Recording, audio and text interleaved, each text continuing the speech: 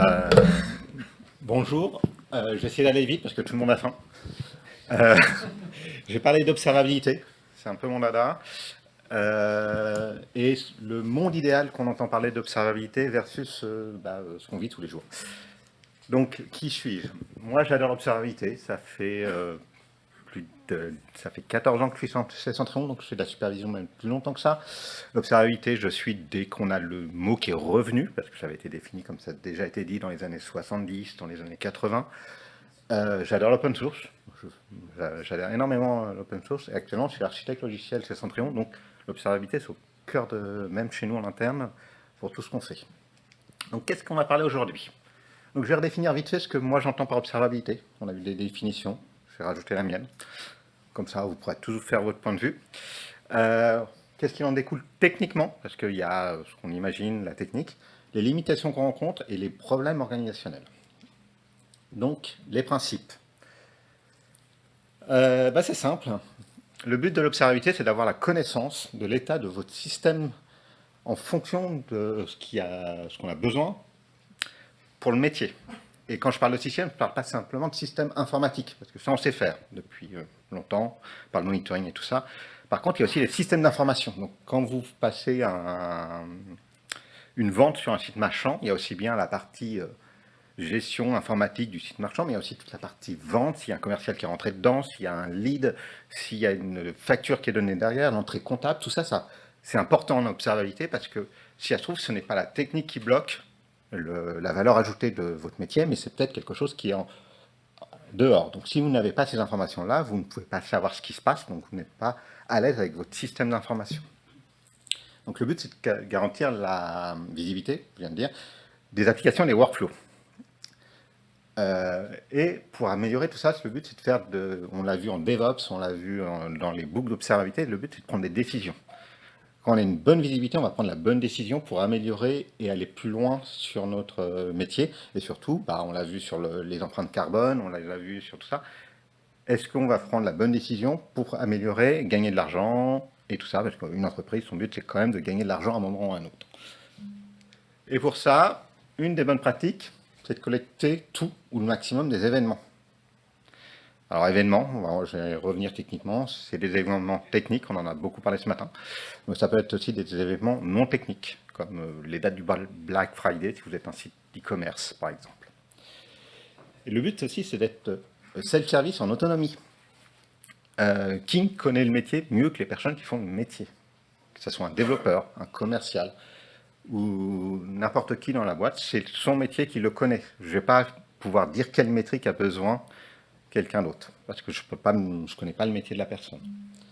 Et on a parlé de casser les silos, la communication entre équipes, parce qu'un process, alors aujourd'hui, n'est plus simplement une équipe dans son coin. Ça va, quand on a un processus d'achat, ça va du lead qui est généré jusqu'à la facture qui est fournie, jusqu'à l'encaissement, le paiement en comptabilité. C'est pas une seule équipe, c'est des équipes, c'est des personnes, plein d'équipes différentes, avec de la technique, avec des non techniques. Donc il faut que ça soit transverse. Donc ça, c'est ce qu'on aimerait bien qu'on aille.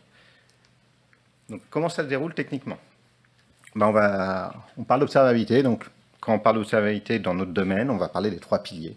Donc les métriques, c'est les données qui sont mesurées à un instant T. Les logs, c'est un événement en texte ou une action à un instant T. Et si possible, il faut mettre du contexte. Parce qu'une log sans contexte, elle va être stockée dans un endroit sans jamais en ressortir.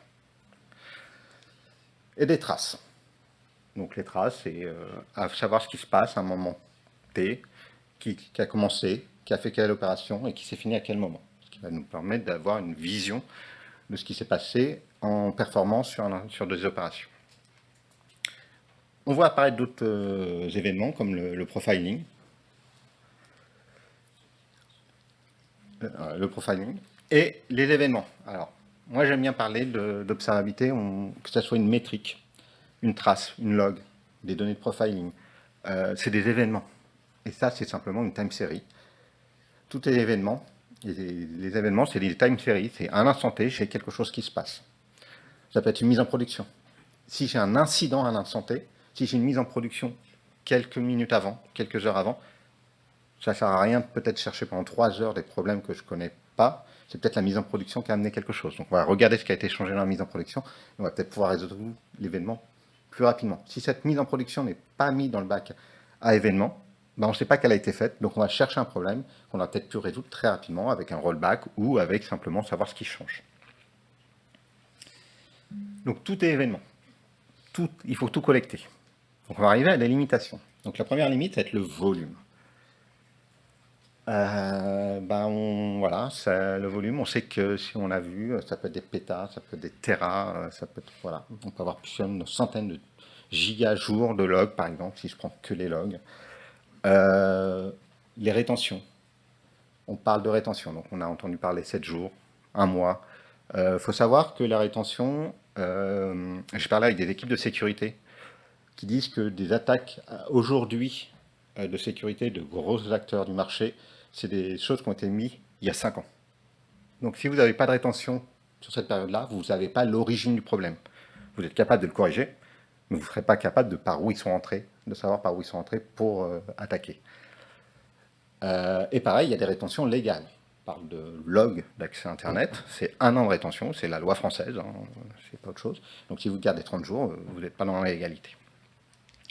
Là, on va commencer à parler un petit peu. Alors, les prix que je vais donner, c'est vraiment pas du tout du réel. J'ai pris quelques trucs rapidement. J'ai fait des moyennes entre différents services, mais voilà. Donc, si on part sur du petit problème d'alignement. Bon, top. Si on part sur du stockage objet type S3, le Tera par mois, c'est à peu près 23 $. Si on garde 1 Tera par jour sur 30 jours, on arrive à 690 $. Donc là, on arrive sur des prix qui sont encore viables, mais on n'a pas d'indexation, on ne sait pas chercher dedans facilement. Voilà, c'est pas cher, mais voilà. Si après on attache ça à un serveur, bah là on commence à avoir des coûts qui sont un peu plus grands. Ça, c'est le disque dur qu'on attache dans le cloud. Hein. Sur les EC2, c'est les EBS. Sur Azure, c'est autre chose. Pareil, c'est une moyenne de prix. Là, j'ai pris un service hébergé OpenSearch. Un cluster de 2 machines avec un cloud provider. Voilà. Que de la log. Là, pour 30 Tera, par mois, on commence à avoir un petit prix qui fait très, très, très, très mal. Il n'y a pas de tuning, attention, hein. Comme je dis, j'ai pris les prix brut de fonderie, sans tuning, sans provisioning, voilà. Et là, je prends un service cloud d'un service qui fait de la log et de la trace, qui est pas si cher que ça, mais qu'on se rend compte que dès qu'on a du volume, commence à coûter un peu aussi. Donc, forcément, on va avoir une facture à la fin de stocker, tout stocker. Et cette facture, faut qu'elle soit bien utilisée parce que on va pas y couper. Quel que soit le choix qu'on va faire, on va pouvoir diminuer un peu la facture. On va pouvoir choisir différents types de stockage suivant ce qu'on veut, mais on va pas y couper. On va avoir une facture et elle va être grande. Donc, pour déjà être sûr de ce qu'on fait, faut être sûr de la valeur de la donnée. Donc il faut avoir un bon contexte. On a parlé des sémantiques conventions, donc ça va, je n'ai pas besoin d'en parler aujourd'hui. Mais en gros, il faut que tous vos événements aient un bon contexte, et un contexte défini et valable. C'est-à-dire qu'il faut se mettre d'accord sur le contexte. Donc les sémantiques conventions d'OpenTelemetry nous permettent d'avoir une norme de nom, mais si une équipe utilise cette norme de nom pour rentrer des choses dedans, puis une autre équipe ça, ou certains utilisent cette sémantique convention-là et d'autres utilisent d'autres sémantique convention, je prends par exemple les service names, les services versions, service name space, ils ne sont pas utilisés dans votre entreprise de la même façon.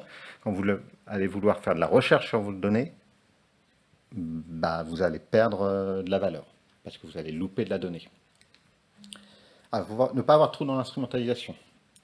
On parle de plus en plus de microservices, ou même si ce n'est pas des microservices, vous avez forcément un service qui appelle un autre service, qui appelle un autre service.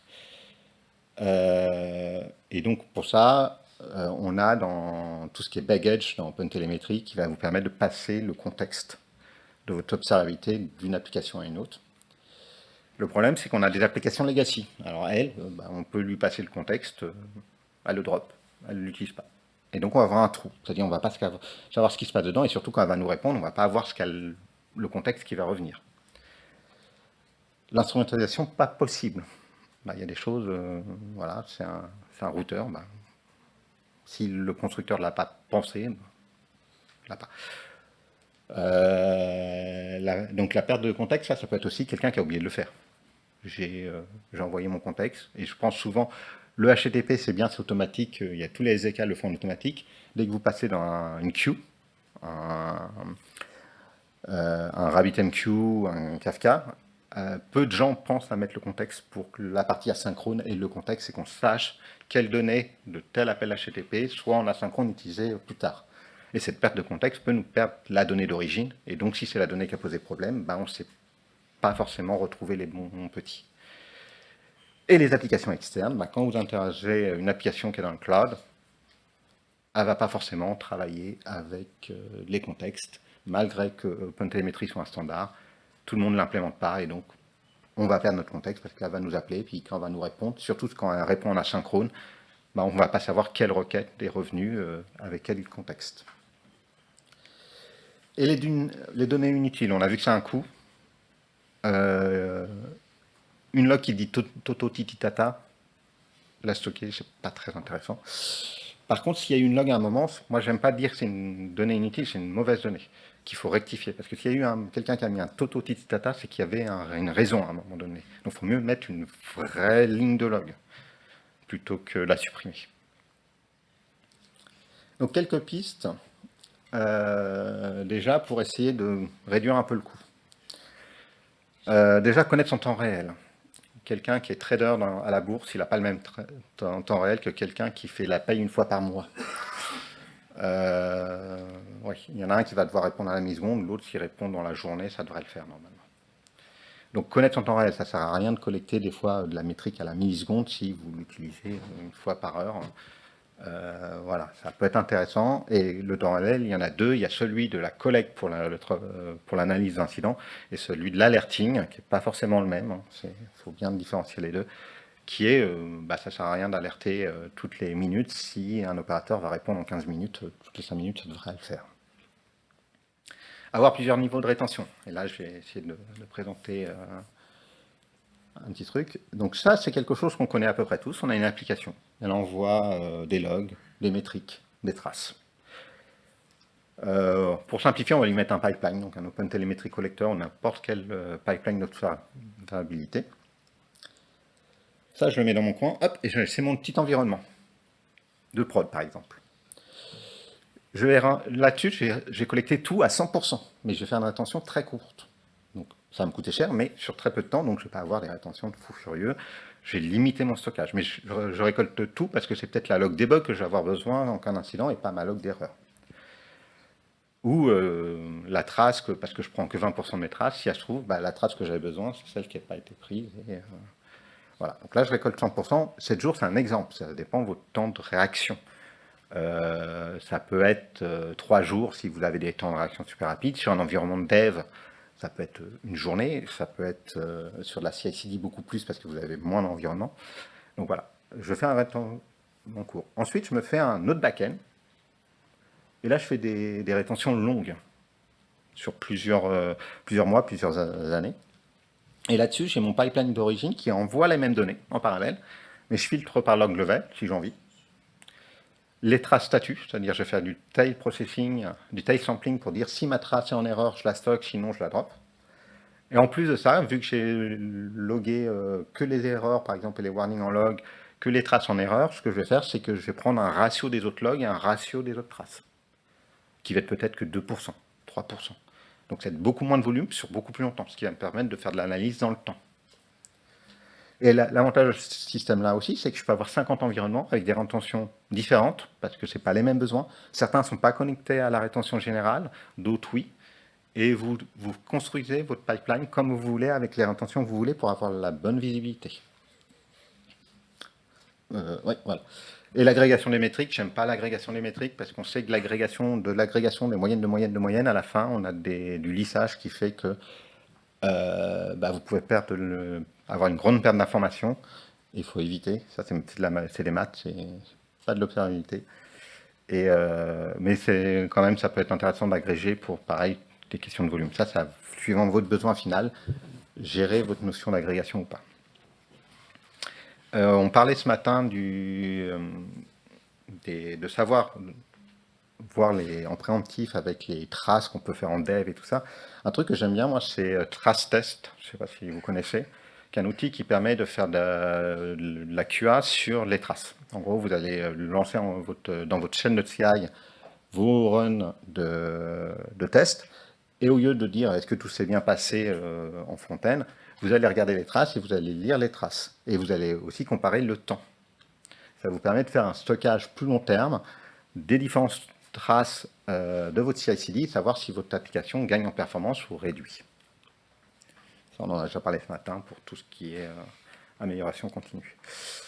Et après, un des plus gros atouts, parce que la technique est toujours des contournements, c'est les problèmes organisationnels. Le premier problème, c'est la mauvaise instrumentalisation. On a parlé, les contextes. Le nombre de fois où on voit des équipes qui ne mettent pas le même contexte, et que quand on va faire une recherche d'incident global, on n'arrive pas à retrouver ce outil parce que même si on met les bons clés, si les valeurs ne sont pas renseignées correctement, on se retrouve à pas chercher le bon hostname, pas chercher le bon nom de service, le bon nom le bon nom d'application métier, par exemple. Donc pas le contexte. Puis il peut manquer, par exemple, l'environnement. Si on dit que l'entreprise, faut que l'environnement soit un contexte minimal, si on ne le définit pas dans une feuille de route, le contexte minimal n'existe pas et des personnes ne vont pas le mettre. Pas le contexte métier. On revient, une application, elle a un but métier derrière. Si on ne sait pas pour quelle application ça tourne, on a des valeurs qui traînent et on ne sait pas que ça impacte telle application ou telle autre application. Donc le manque d'instrumentalisation, il peut avoir plusieurs raisons. Le problème, le manque d'outils, les EK, l'agent, documentation. La documentation, c'est le SDK, c'est pour les développeurs, les agents, c'est pour l'infra. La documentation, c'est pour tout le monde. Je suis du métier, je vais envoyer une métrique ou un événement dans la stack d'observabilité. Si je ne sais pas comment je fais, je ne le ferai pas. Donc cet événement n'apparaîtra jamais. Et donc je ne pourrai pas interagir dessus. Et des problèmes de performance. Il y a des applications qu'il faut qu'elles soient très très performantes. Et dès qu'on va rajouter de l'instrumentalisation pour de la trace, même pour de la collecte de métriques, ça grappille de la performance, ça grappille du CPU, ça grappille de la mémoire, ça grappille des I/O. Et il y a des applications, on ne peut pas se le permettre. Donc forcément, on ne va pas mettre d'instrumentalisation là-dessus. Quelques idées, quelques pistes pour ça. Donc, si ça veut bien avancer. Il faut une équipe, donc on parlait des équipes tout à l'heure, il faut une équipe qui soit dédiée à ça, créer et fournir un framework pour que tout le monde soit aligné. Et quand je parle de framework, c'est de la doc, c'est les SDK quand il y en a besoin, des SDK peut-être surchargés pour que le contexte minimal soit déjà intégré. Voilà, alors, on va s'appuyer sur ce qui existe, si on prend OpenTelemetry, on ne va pas réinventer la roue, mais par contre on va peut-être surcharger pour que le contexte minimal soit déjà dans le SDK. Quand on a des problèmes de performance, il y a un truc magique qui s'appelle le BPF qui se met dans le kernel et qui est beaucoup moins consommateur en performance et qui est capable de vous rapporter énormément de métriques, énormément d'informations, de traces et compagnie. Et ça vous permet de mettre de l'observabilité sur des choses où normalement vous ne pouvez pas. L'autre problème, ça va être l'adoption. Vous êtes dans une entreprise, vous essayez de mettre de l'observabilité, puis ça tombe à l'eau parce que l'organisation est en silo. Les gens donc ça peut amener de la duplication de données. Donc votre facture va flamber, et là on va dire non, ça coûte trop cher, on arrête. La perte de visibilité, parce que chacun ne communique pas avec les autres. Donc vous allez perdre la trace, vous allez perdre le contexte, vous allez perdre tout ce qu'il faut pour avoir les choses. Le manque de données, ce qui va empêcher à construire des vues, les dashboards. Si vous ne l'avez pas la donnée, vous pouvez essayer de faire de la supervision ou faire de la visu dessus, vous n'en aurez pas. Donc tout ça, ça va amener des mauvaises interprétations, donc des mauvais choix. Et donc si vous faites de mauvais choix, vous allez penser que la stack de base n'est pas bonne. Vous allez peut-être changer de logiciel ou annuler le projet. Ça peut amener de la frustration. Si vous êtes incapable de sortir quelque chose, les gens ne vont pas adopter le projet parce qu'ils ne vont pas être capables d'avoir la donnée qu'ils ont besoin, la donnée qu'ils ont envie de voir. Et ils vont essayer une fois, deux fois et après ils vont arrêter. Ça va amener un manque de vision. En gros, si on ne voit pas l'avantage de l'observabilité, l'adoption ne va pas se faire. Par contre, vous mettez un développeur, le gain de temps de développement qu'il va faire et de débugage avec l'observabilité, il va en mettre partout. Ça va être radical, il va en mettre partout parce qu'il va gagner tellement de temps qu'il voudra continuer. Mais si ce n'est pas mis en avant, ça ne tombera pas. Et le besoin métier est mal présenté aux équipes. Le nombre de développeurs qui développent une application, on leur donne des specs, ils ne savent pas pourquoi ils les développent. D'un point de vue métier, je parle pas d'un point de vue technique. Ils font des très bonnes applications, mais ils ne savent pas pourquoi. Donc, ils ne vont pas mettre les métriques métiers. Donc, là, quand la personne va vouloir aller chercher ses données métiers pour savoir si son business, enfin, si son application fait bien la mise en avant du métier et compagnie, bah, il n'aura pas ces données, donc il sera frustré. Donc, il n'ira plus sur cette plateforme. Les idées. Moi, je n'en ai pas 10 000. Hein. C'est faire de l'observabilité un projet d'entreprise. Ce n'est pas simplement nous, techniciens, qui puissions pousser, ou nous, équipe infra, ou nous, équipe dev, qui peuvent pousser l'observabilité. On a les outils techniques pour aider. On a tout ce qu'il faut. Par contre, s'il n'y a pas d'adoption au niveau entreprise, bah, toute la partie métier va être perdue. Et donc toute la partie qui fait l'amélioration continue du métier. Donc pour résumer, le plus important, faire de l'observabilité un projet d'entreprise, pas tout seul dans son coin. Alors on peut commencer dans l'infra, dans tout ce qui est technique, parce qu'on en a besoin tous les jours. Mais si vous voulez que ça soit adopté d'un point de vue global, il faut que ça soit un projet qui est porté par l'entreprise. Il faut connaître son temps réel. Ça ne sert à rien d'aller chercher de la donnée à la milliseconde si on travaille au mois. Fournir des documents, des outils de travail qui permettent aux gens de l'utiliser. Sinon, ils ne vont pas l'utiliser. Et tendre vers une couverture complète. On ne pourra jamais faire tous les événements. On ne pourra jamais faire toute la collecte. On ne pourra pas faire de la rétention à 100 ans. Par contre, essayer de tendre vers la meilleure couverture qui nous convient pour notre besoin. Merci beaucoup. Est-ce que vous avez des questions ?